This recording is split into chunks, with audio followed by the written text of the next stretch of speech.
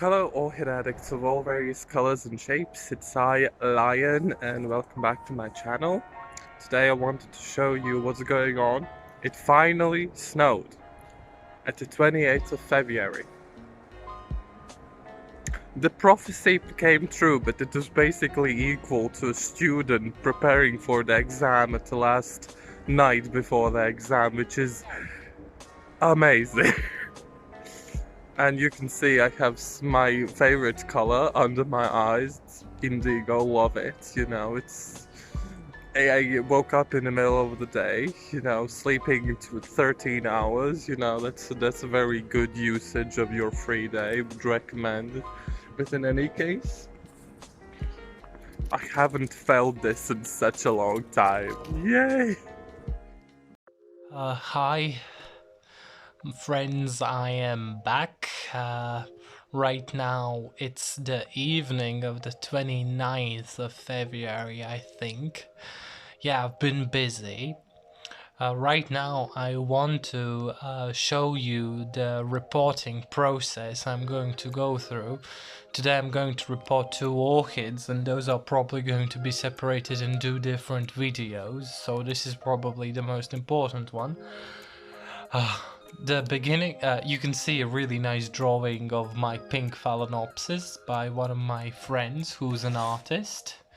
Here's my version, less glamorous. I have space to grow, of course, but the question is, what's the first phase of reporting orchids?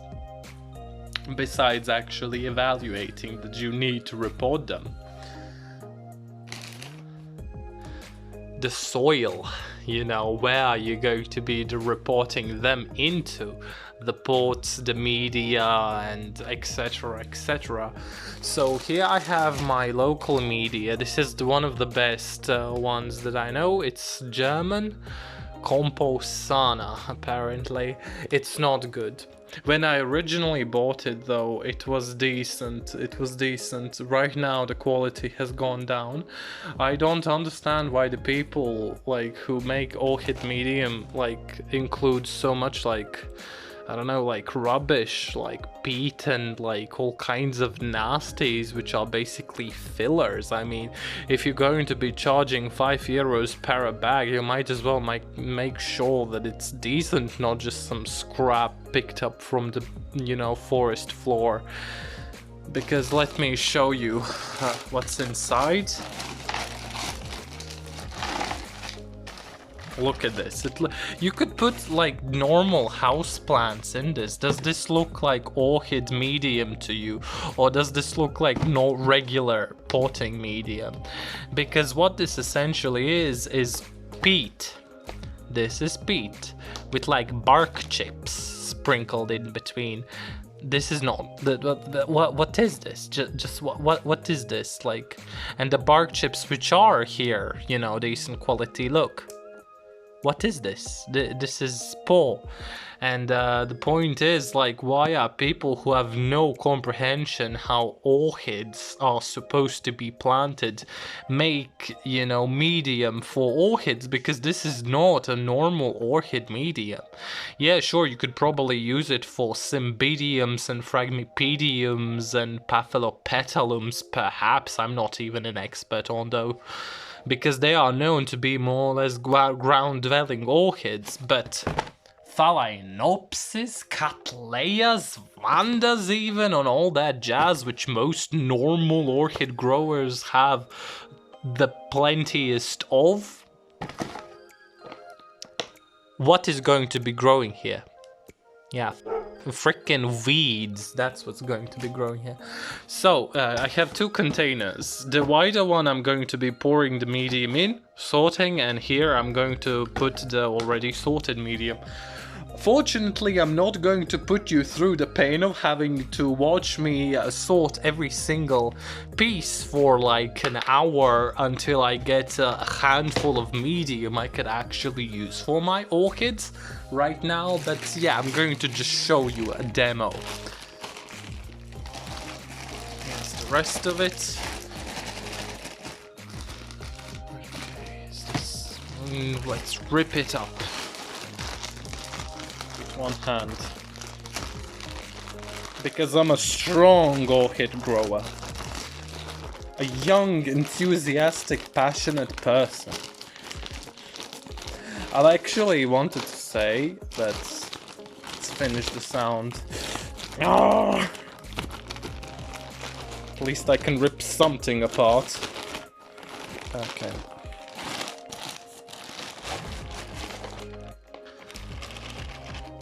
This is mulch at best. This is mulch. You know, this is not orchid medium. This is just mulch. You can buy regular mulch for a far cheaper price, and you'll probably even end up having something better. But in any case, I wanted to sidetrack a little bit there. Yeah, like all throughout my life, I've been like facing certain phases. Everybody grows as a character.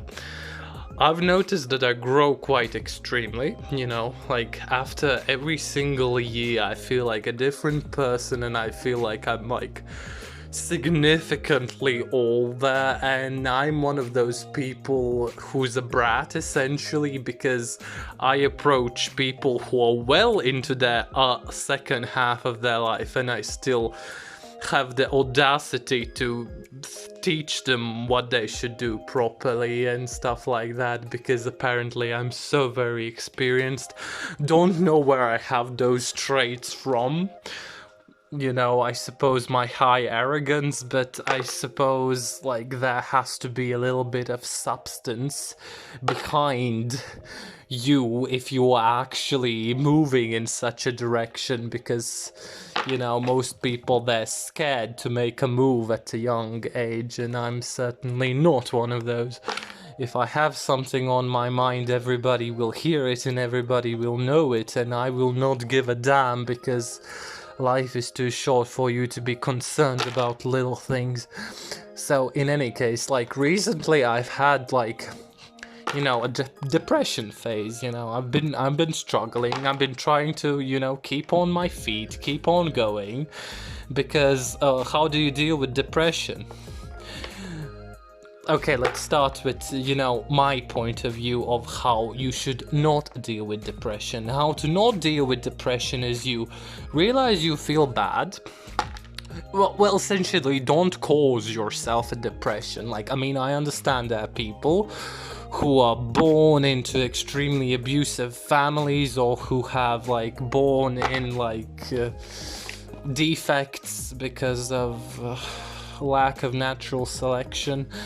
No offense, but you know, there are people who are born with certain kind of conditions and they just struggle with them all their lives, and God bless you for being able to put up with this, but the first step is to not cause it for yourself, you know. And how do you cause a depression towards yourself? You have low esteem, you blame yourself for everything, you think you're a piece of rubbish, all that jazz. I mean, everybody of us has been in that point. I mean, there's no point in me explaining in great details, you already know what I mean.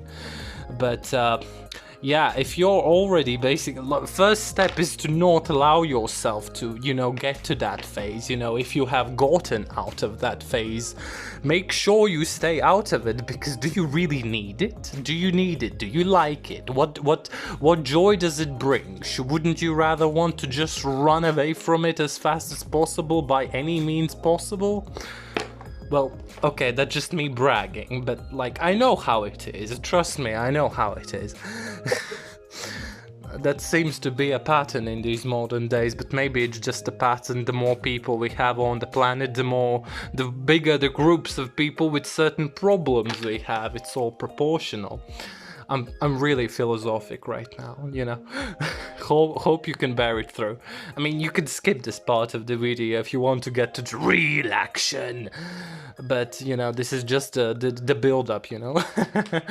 But, yeah, anyhow, I know how it is. I like empathizing with people, although I'm very stubborn in my ways. But I pride myself that I'm able to, you know, see how everybody's situation is, and I usually look for ways out of it. sometimes people are annoyed by me also, because I'm always like, if people don't like a certain situation, they should, you know, solve it, and most people are kind of stuck in it, playing the victim. I don't like playing the victim because you don't really gain anything from playing the victim.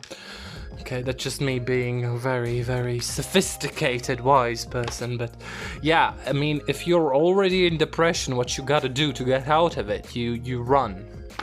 You run.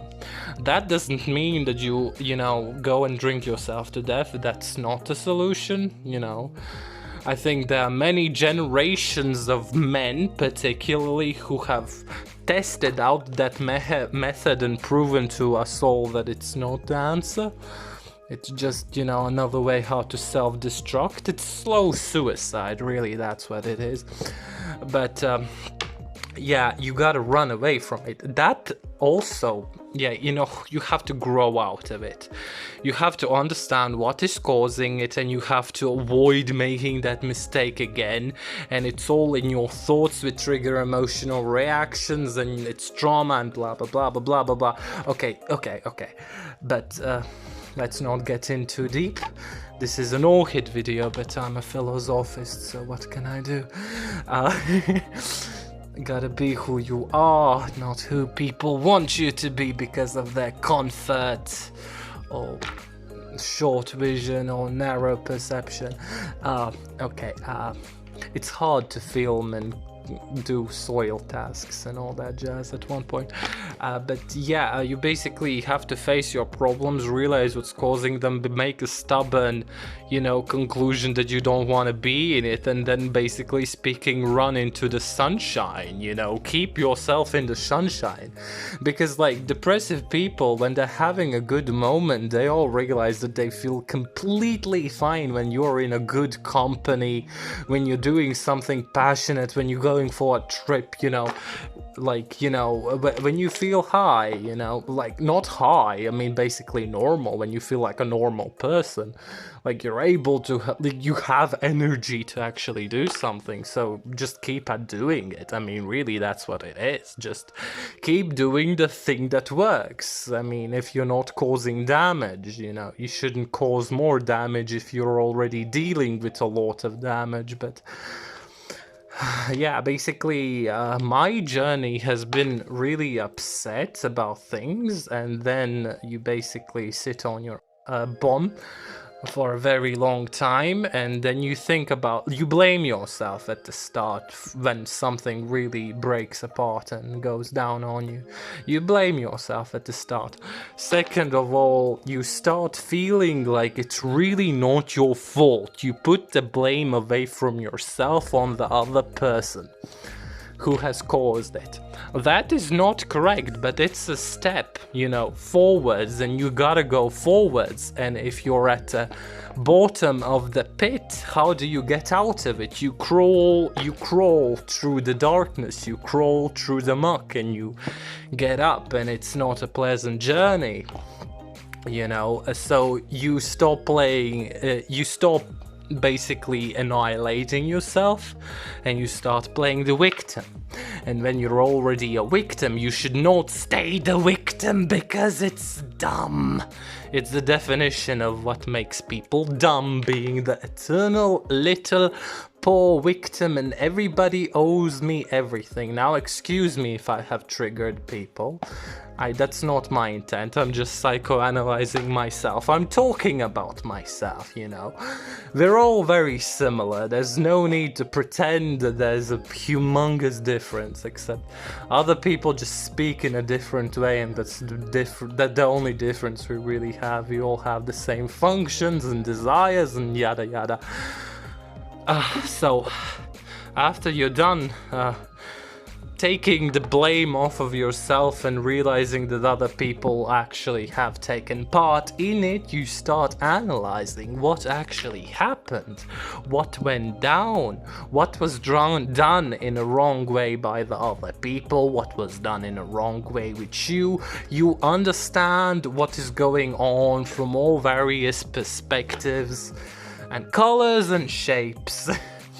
You know, you grasp the situation, and then you really, consider what you could have done in another way, because, overcoming problems includes taking responsibility for what you have yourself, contributed. So hello, good morning, open your eyes, be an adult. So yeah, it's all fun and games to talk, but yeah. What's next? I got passionate. When I'm passionate, I start to, do this sometimes. My emotions are like lightning. Like, I either have don't have any like real expressions or emotions. I mean, I'm a warm person and an intense person, but like, when I usually don't really have a distinguishable flow of emotions, but when I do, they're really like strong undercurrents, And I got passionate about what I'm saying, so I could feel that like electricity, and I love it, but I'm not used to it. So what I was talking about. So you analyze the situations, you understand what went wrong, you think about ways it could have gone better, and you basically talk yourself out of victimhood, you talk yourself out of pain. It's a long process to actually stop feeling pain about something, and it's really impossible to give like a 3-step process in it, but so like about like, I don't know, a week ago, my process, like I had a bit of a revelation, which included I'm trying to keep myself at a high, at a normal flowing pace, but I crumble like every day, get back on my knees and stuff like that, we all love that state of being, and then you gotta get yourself up again. So like a week ago I got on my knees again, and I was like, God, why did this happen? Why did I deserve this? I think I understand why I deserve this, but the point is, I got really angry. Got really angry, really incredibly angry, like, why me? Swear words, swear words, swear words, swear words, why me? And so that really helped me, it all, brought me down into tears, and it was very dramatic and scenic and everybody to see, except I did it by myself in a forest. Yeah, I'm sharing some deep stuff over here, but what is life if you don't share? You learn by sharing and letting on other people see the things that you yourself want to see, because nobody really understands themselves. Like, we grow as people from analyzing other people's observations of us, because you're yourself, you are subjective, you're not objective. You see it from a very narrow point of view, and basically speaking, we all age and we all learn, and you become better and you stop making the old mistakes, and if you do make them, well, bravo, you have not learned anything. If you haven't learned from your mistakes, you're bound to make them again. Look at our politics. Rinse and rewind until it gets so bad that you're scared to do it again, Some people are so stubborn, they're just unwilling to take what's being shown to them. I basically got really angry, and right now I feel very refreshed. It's very good. I feel like, breath of fresh air. I basically speaking shook off all the victimhood from me, because that's a phase, and I feel like new and fresh, and everything's getting better, and I'm finally able to get on with my day without feeling like the whole world is crumbling around me. Ba-boom, ba-boom, ba-boom. So yeah, I'm gonna stop mumbling now and be back when I've done sorting everything. Alright, here you can see I got, you know, quite a bit of medium ready. This is all fair quality bark, you know, it's not most fresh, but it's decent, you know.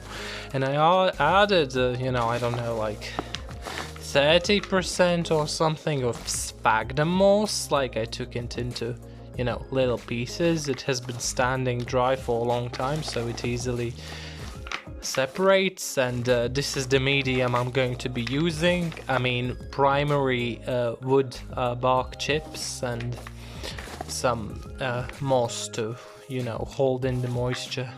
So yeah, here is the peat. You can see there's still a little bit of bark in here, but this is essentially peat. I'm going to be trying to report 2 orchids, so maybe I'm going to have to be using a bit of this one too. You know, just to add substance, but maybe no, we will see. But so, for this video, let's see what we can, you know, do with my salmon-colored Phalaenopsis. Here it is. It has long since finished flowering, and it has a very abundant root system, but needs a repot quite immediately. So this is the medium which I'm going to be potting it in. Bark chips with sphagnum moss, and we can start the process by removing the spike holders. How do you call them? Spike sticks? I mean, this is really quite a nightmare with a single hand. You know what? I'm gonna do a clever thing. I'm gonna do this. These spikes have completely dried off, and I really like that because that means the orchid has, you know, absorbed all the nutrients it could from the spikes. So, one thing that I found quite unpleasant is that the spikes which were in the orchid when I purchased it did pierce, you know, the leaves. So that's a bit unpleasant. It ruins the aesthetics and the functionality. So the first step is to get it out of the pot, really. Let's anchor the camera and give you a look. Hopefully you can see decently. So yeah, wow.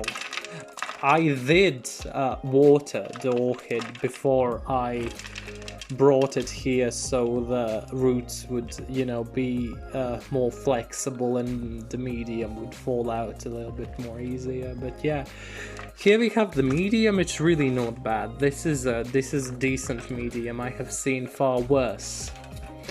So I will wash the. So yeah. So here are the roots. There's something strange with the coloration, but they do seem all very healthy, very alive. I will rinse them and be back.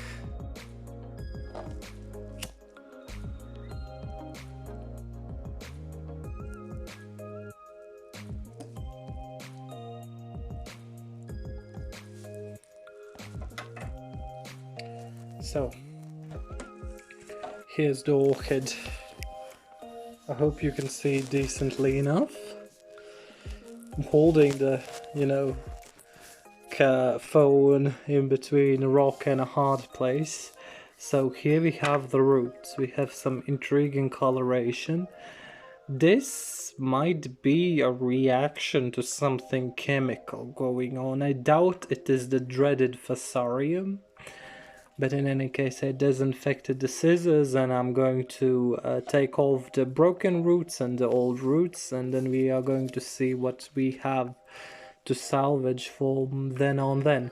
First off, I'm definitely going to get rid of the seedling leaves and damaged leaves and that stuff. They will be inside of the pot, really. By the time we have got this planted, you know, this leaf is, you know, above the root, beneath the roots, really. So we don't need that. It's an excellent chance for them to rot. These are, you know, these are nice leaves, but they're not necessary. This orchid will create new gorgeous leaves to replace them. Okay, what do we have to work with here? I mean, even if many of these roots are essentially like damaged just at the beginning, they can easily branch. So you don't need to be losing all hopes just because the orchid doesn't currently have any growing tips.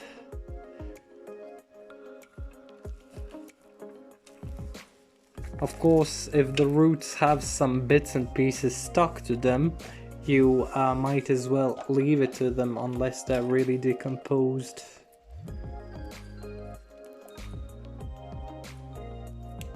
Any root with a fragile basis is more likely to die off, because just because you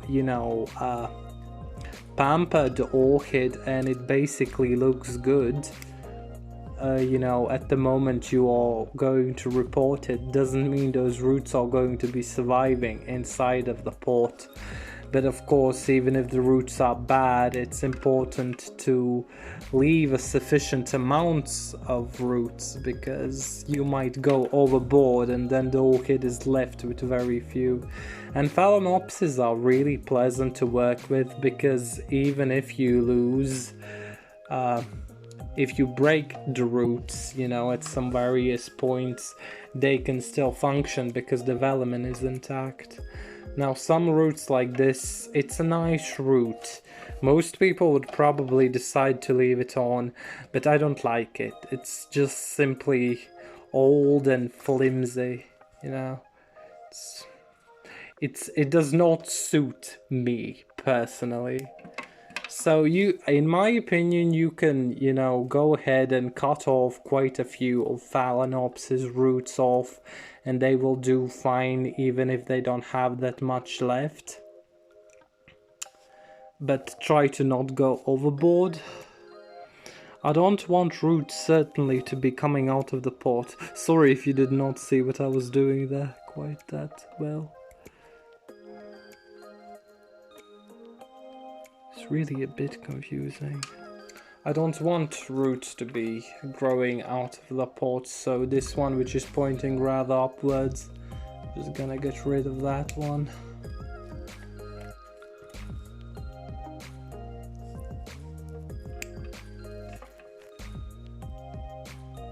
Okay, this fell off by itself apparently.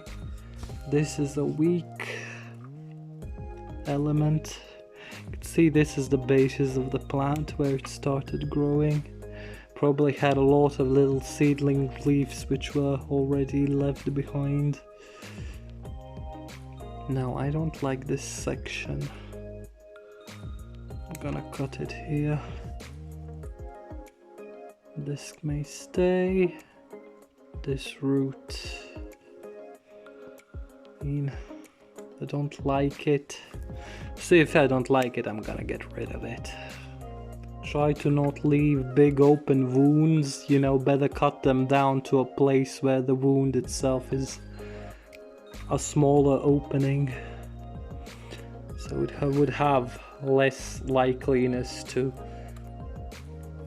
get infected and start rotting. It has a lot of, roots who have recently begun to grow, but because of some problems they just stopped. Now these roots are perfectly fine because, as you can see here, they will continue growing and create branches and nice stuff. So, and also it's important to make sure that your roots are not too cluttered together, because that will suffocate them, basically speaking.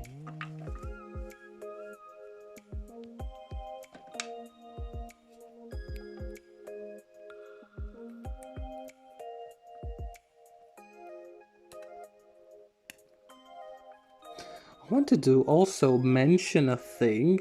New Year resolutions. Everybody has New Year resolutions. What you want to improve in your life for the upcoming year. I also have mine. I wanted to touch on those. I think it's an important subject. One thing about the mood concerning things. Yeah, I've decided to... This looks fine. I've taken most of the root system off. This is fine. I'm happy with how it looks now. It's healthy enough. So yeah. Quite a rainbow of an orchid. And also the spikes need to be coming off. So my New Year's resolutions, they were quite plentiful. I suppose this is really the first year I'm committing to something like that. But they were as follows: getting rid of negativity from my life. You know, things that don't work that doesn't work for you, people who are dragging you down, habits who are dragging you down. It's important to, you know, make an effort to improve things. Oopsie daisy. So yeah, getting rid of negativity in my life, doing more sports.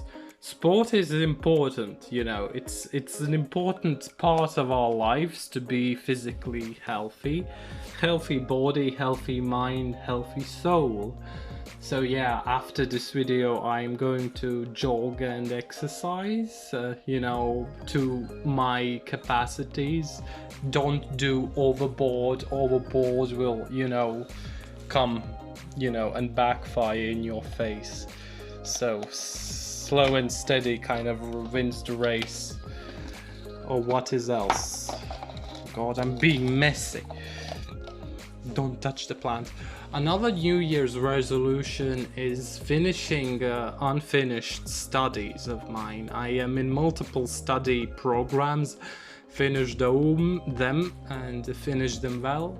Now another thing is, yeah, get a good workplace, you know, a workplace which doesn't provide a lot of stress and pays decently and everything is in its place, all right. Another thing is, yeah, I mean, right now I'm in a phase where quality is more important than quantity. So yeah, I mean, I'm not really interested in expanding my social contacts, even though, yeah, YouTube is an expansion, but it's more of a hobby of, you know, keeping myself going and making a thing that I love to do more interesting. So yeah, another thing. Now I really want to get Orchid Viz. I'm definitely going to be buying more orchids, and Orchid Viz is a brilliant orchid enthusiast app program. So I'm gonna look into that. Another thing, yeah, move into the new house and make it brilliant. It's going to be brilliant. Another thing is have a proper rest schedule, a proper sleep schedule. And yeah, more art. I'm an artist, by the way, so better get at it, you know. If you're gonna do it, you know, don't let anything hold you back. Now, what I'm thinking about this orchid. It's top heavy, so it flops over, but it's okay. Now see, these roots are quite appropriate for this sport. They will outgrow it quite quickly. Now I don't know if I want to choose a bigger pot. I'm gonna take a look. So here's the pot selection. This is quite a big difference, even though these pots are not very different within their diameter. It's only like 3 centimeters. 1.5 inch perhaps, but this difference is substantial. So now you really need to, you know, ask yourself what path is, you know, better for you, because you will need to be repotting the orchid eventually. Now, if the orchid is a monster who produces excessive amounts of roots, you will probably want to invest in a bigger pot. But if the orchid is a slow producer, you know, it's better to choose a smaller pot. And another benefit of small versus big is that smaller pots, they have more even moisture on an average, and they dry out faster. The bigger pots, if you don't have enough roots, they will stay moist for very long that will promote, you know, rot and breakdown of the medium sooner. So my orchid was in this kind of a pot originally. I took off more than half of the roots. So I think right now, if you look at it, look. This pot is humongous. This orchid will gladly take it over, but I have no problem reporting it in a year, you know. I think this is the option which I'm going to be going towards. It would be better if I would have an intermediary option in between these two pots, but currently I'm going to port it in here, let it take over the pot, and if it does well I can report it in half a year. I don't have that many orchids, it's fun to report, you know, so I don't have anything against it. It's really up to you what's more comfortable for you. So I'm going to port it here. I don't think I'm going to show you the process of porting the orchid. It's quite understandable itself. There are some important details about it, but as I have only a single arm, it's going to be incredibly tedious to get it done. So I'm just going to be back when the orchid is done. So here we have it, finito. So yeah, you can see this looks neat to begin with. There's quite an even coverage of moss and bark, it's really nice. I've managed to, you know, get rid of all the air pockets. It's bad to have, you know, pockets of empty space after you report orchids, and as you can see the sides have a little bit of root action going on, but there's not that much roots pressing against the side of the pot, so that quite simply tells you that the roots have plenty of place to grow into the pot. And the orchid itself, look, it's a little bit wobbly, you know, a little bit. It's not that tightly anchored into the pot, and that simply tells you that there's not a lot of roots going on to, you know, keep it in. So for newly, you know, reported orchids, that's a good sign in my opinion, because that means the roots have, that's another indicator that the roots have plenty of space to, you know, grow into and establish. So this orchid will establish its roots in the pot, it will become firm and it will become luscious and happy. I will have to feed it quite well because right now March is almost here and the growing season is going to be starting, and after a little bit of a time when the roots have completely eaten the space in the pot, we will report it into a bigger pot. So yeah, it's already producing a little new leaf. Look, a little new leaf is coming. That's a wonderful indication that spring is here. So yeah, thank you for watching this video. Give me the big ol' thumb if you like this content.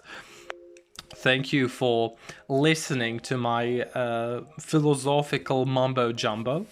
I hope you liked it. I'm you know, a person with various colors and shapes to myself. So aspects really. So yeah, we're going to continue right now with the next part, and stay tuned for that.